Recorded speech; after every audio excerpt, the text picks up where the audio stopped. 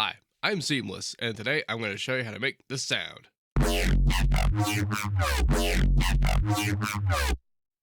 So, I have done similar sounds to this kind of a lot because I like them a lot. And this guy is mostly me realizing, oh, hey, you guys, the XYZ controller has output mapping. Which was basically the whole reason I was using the fruity envelope controller because it has the built-in XY control stuff that you can do in here. Except in here, though, it has some manner of smoothing involved, and you don't have access to whatever smoothing it does. However, inside the XYZ controller, you do have access to its smoothing, and very granularly. Unlike if you're doing a direct controller linking and you have to do the smoothing through its menu in there, which is less intuitive than what's available here. And this is handy because while I still want to have sharpness in my motions, I also want to be able to do things like if I'm modulating a sub to fix that up. And also some parameters sometimes get choppy when you move them around anything other than a particular kind of smooth. Like, for example, automating a release time on a compressor, which is happening. On top of that, there's plenty of also cool things. Yes, plenty of other cool things that have been present in previous databases, but this one has all come together to make a pretty clean version of a sound that normally is pretty dirty when it comes from me. That's mostly because I have separated finally all of the cool parts into the individual bits that need to be controlled for. So let's break it down and get into that. Now let's work backwards. So this limiter is the guy that's on the end here, and the idea is that the signal that came out from here, I compressed it through here, but I didn't use the master. So the low, mid, and high are being compressed independently, giving us a pretty dynamic signal, but otherwise, like the bits of it that need to be illuminated are. And then it gets filtered through this low filter and EQ'd a bit, and then it gets compressed down. However, on the low end of the modulation, it's a dark-ish kind of sound, and when you go too fast on compression on the dark-ish sounds, they get distorted. Now, a certain amount of distortion sounded good on the high frequency stuff, so that's why we're automating the release time to come down when the modulation is up and come up when the modulation is down, because lower values are faster. So that's why you see a pretty smooth compression happening when it happens down here, but then jagged and like fit for when it happens up there, so that it is staying its loudness, but it's also keeping its dynamic spread across the modulation. Normally, like I've done this kind of thing for kicks and snares and drums and that kind of thing, but that's usually a time-based thing of a trigger where you want it to start a certain way and end a certain way. In this case, you want it to be a certain way at a certain position in the modulation. So macroing it all out together, and it works out. In the case of the XYZ controller, I'm actually only controlling one input here. This is just the one mod coming in from just a knob. And it's controlling both of these just because I needed to have different outputs switched primarily. In hue, before the limiter was the CQ, and this is just so very slight coloration just based on I feel like it needed to sound that way. But this is what it sounded like coming out of the low filter without all that junk. What's going on in here? Well, this is a low pass filter with its volume coming on and off. This is a high pass filter that's going into a notch filter. You do this in the low filter by turning the output volume here off and then putting the next volume up. The next volume is a bipolar function, so you can do a phase switch version of it. But this means that it goes into the next filter here. And then also I turned off the input inside number 3, which would get the input from the original signal. In this case, it's only getting the input from this guy, which you saw how when I turned it off, you didn't hear anything. When I turned it off, you also didn't hear anything because there's nothing coming in here without this guy. So this is a pretty basic low-high switch where we're cross-fading between the low-pass version of the sound and the high-pass version of the sound. And a fun thing happens when you combine, when you crossfade a low-pass filter and a high-pass filter. They're not actually in the same positions right now, but they're close enough that it kind of creates a notch in between them. So when that modulation gets up there, we have an extra bit of notching happening on top of what this guy's already here doing. And the cutoffs on those guys are following the X control. And the Y control is also doing a little bit of motion, but this is just basically to offset it and kind of like modulate its like just basic position. But the macro overall is still doing the things that we're telling it to do. Indeed. Nothing else special is coming out of here. Nope. Oh wait, number 4. Forgot about this guy. This is a sub input. That's all he's doing, and he's getting his source from this extra guy, plus also the low end of the dude that's in here. There is low end in here, and I've cut off plenty of it with the low cut in here, and this is just a sine wave. I didn't do any of the extra harmonic stuff. It's just in there. I've turned on a little bit of the volume envelope just to cut because the impact of it turning on is pretty percussive, and into compression and stuff that can like when the notes start, that can put an unwanted stress on some things.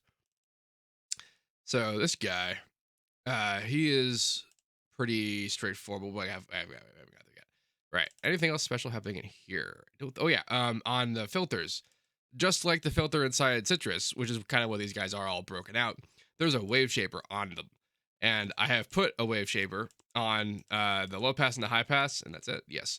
And do the notch because it's the same distorted signal. But basically, the low pass and the high pass are being distorted from within here separately. And that does cool things to the texture when they're switched with the volume control, because the volume into the wave shaper alters how loud the wave shaper applies, like how the wave shaper's multiplier applies itself. But the multiplier is also going to be different because this is mostly low frequency, this is mostly high frequency. So that helps keep the modulation special from the 0 to 100, which is all about how these macro things are done. Before the low filter, we have the compressed version of the stuff. Which is still pretty close to what it is already. And the compression here is I pretty to taste, but the 12 dB bit keeps the split here smooth so that it doesn't affect too hard, because this is pretty well OTTing it here. Some amount of spread on the stereo here, but we'll find out in a second when we get into here why that wasn't as important as what's happening in there. We'll get a load of that in a minute. But overall, the whole point of this compressor was that I wanted to do low, mid, high compression, but not master compression. This was basically just to get back a sense of stability and something so that we could filter it, so that there would be something more consistent on which to do a big macro to push here. Beforehand, though, there's this. And you can hear how that's starting to get a lot less smooth, a lot less of a unified thing. It's starting to show the individual motions that are happening in here. But let's talk about what's happening in here. So this is my little module for mid-side saturation. And the idea is that this is a mid-side split. So here's the mid-side. Here's the side of it that is the mid. And here's the side of it that is the side. Poor choice of words, but I use them anyway. The idea is this guy in the middle here is phasing out the distortion. So this is the distorted version of the mid, and this is the undistorted version of the mid. This is also the undistorted version of the mid, but the idea here is that we're phase canceling it for a switch here against itself here, and the idea is that these two guys will add up to being what would have been the total distorted signal if I hadn't done any of this. If I just put it in, distorted it, these two dudes will add up to it. But now I can come in here and individually EQ the undistorted and the distorted separately. Like this signal ends up being just what the distortion adds to the signal, because a distorted signal is a multiplication, but the original signal is still in there on the output, barring phase problems from aliasing and whatnot.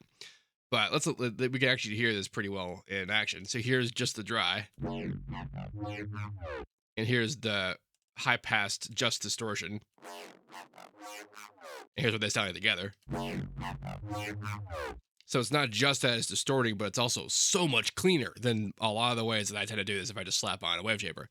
Because now I can have the clean, well-formed, low-frequency things that are unmolested by a multiplied saturation thing, and I get to have the multiplied saturation result, which is a high-frequency experience. Same thing with the stereo. So this side out here is where all the side stuff happens. So we're distorting the input of the stereo stuff separately from the mono stuff. We can't visibly see it, but it is being high pass here. And then here's the undistorted side as well. A lot quieter. But the point is I'm able to shape exactly where it is and not have it interact with the sub, only be where it needs to be, not be super bright in the muddy ranges. Same thing with the distortion. I could just not have distortion in the area where that typically is an issue. And I could do that and do it differently for the mid and the side altogether. And that's what this guy's for. So before that, this is what the output of the Sytrus is. So that goes into here and comes out as such. It gets toothy, but it doesn't blow up in the mids and the lows, and there's other ways to solve this. And it's usually about band splitting and layering and stuff like that. But this allows us. It's all still from the same source material, and it's all phase related to itself completely, and it makes it. That's what helps it be solid and good. So the source, though, here's some fun about FM. The way that I wanted to do this is that essentially with the Y control, I'm switching between sharp and smooth, but the smooth is the whole square experience stuff. This is a sine wave just being FM'd by another sine wave. But this sine wave was one octave up, and then it's being ring modulated by this sharp dude. Now the effect of this sharp dude is being controlled by the Y mod here, and that's overall what's going on. So if I just didn't have this in here at all, here's what it would sound like.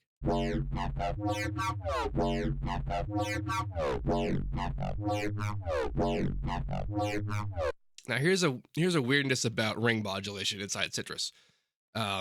Normally in FM, you could control the FM amount either by controlling the level of the thing that's doing the modulating, or by controlling the modulation input on the modulated.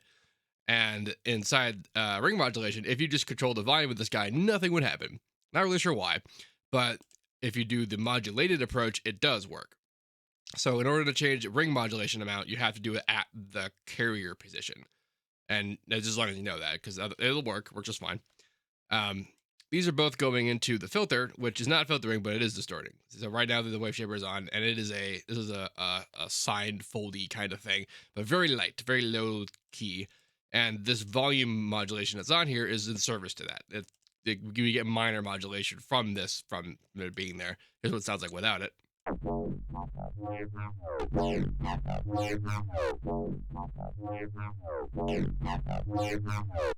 Now, you can hear that there's unison on, and there are some shenanigans about this unison.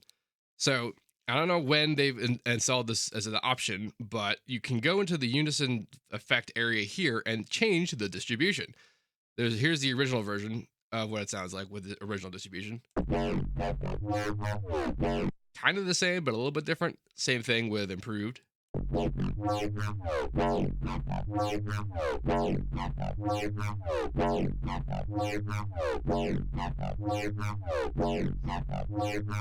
So yeah, it's a little bit. Oh, actually, it's exactly like Harmer's distribution options when it has the phase things, and now we just have that also available in here.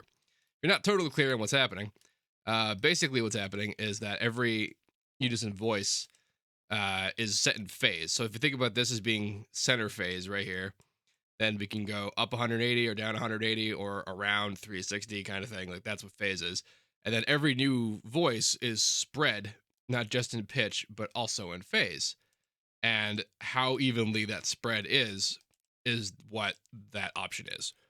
So this one would be the uniform spread, and then like you could see like a not uniform kind of multiplied, and then the other ones like the improved and original and classic and that kind of thing. Those are all based on actual like hardware choices and things that use the super saw kind of style that created that sound initially. But that's what it's about. It's about changing the distribution of where the phase is on the individual voices. In this case, though, the phase is pretty much zeroed out when it starts, and the distribution still matters though, because what the pitch change does is that it creates a precession in phase change, and then where that phase change goes and how is determined by the distribution, at least in terms of like how the math comes out to be a result. So without the unison, this is what this sounds like.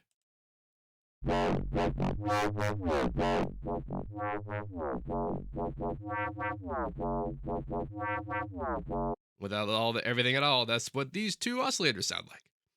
So let's rebuild it. Sine wave by 1 octave high. Mod Y is controlling the basic position of it, but then also Oh yeah, mod wise input control number 2 is about the ring modulation from number 3. But volume of number 1 is controlled by X, which is, by the way, that line looks straight, but the output from our X in here is a curve. So it's getting us a little more time spent at the ends of the modulation and less time spent in the middle of this motion. That's where that whip is coming from, despite the fact that these are all straight lines. That saves a lot of time because you could do that in here. You could put the round curve in there. It just takes a while. Next step, we're going to turn on the ring modulation, and this shape is literal. In FM land, the shape is not literal. There's some math you got to talk about change in slope to determine the actual literal pitch change that's going to happen.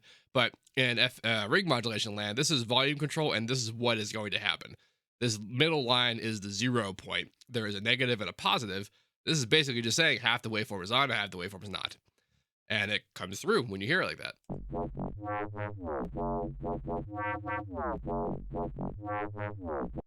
You can hear the bites, and those bites are accentuated inside the wave shaper when that's on.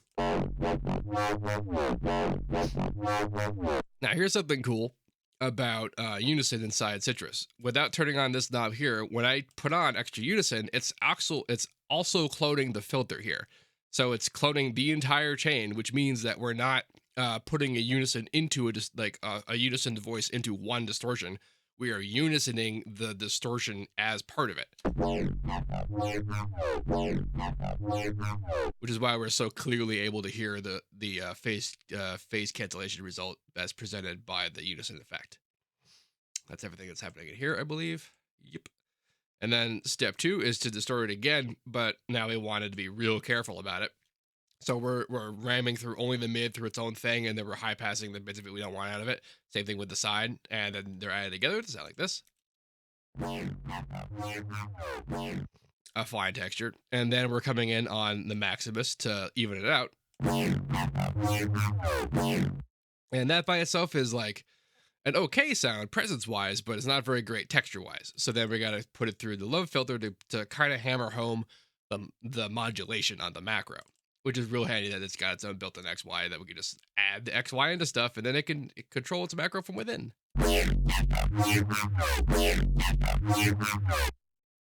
And in here is the sub reinforcement as well, just being a sine wave, and then a minor EQ change,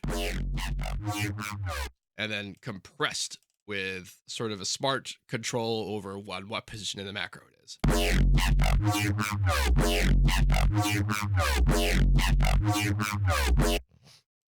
And that's how this sound was made.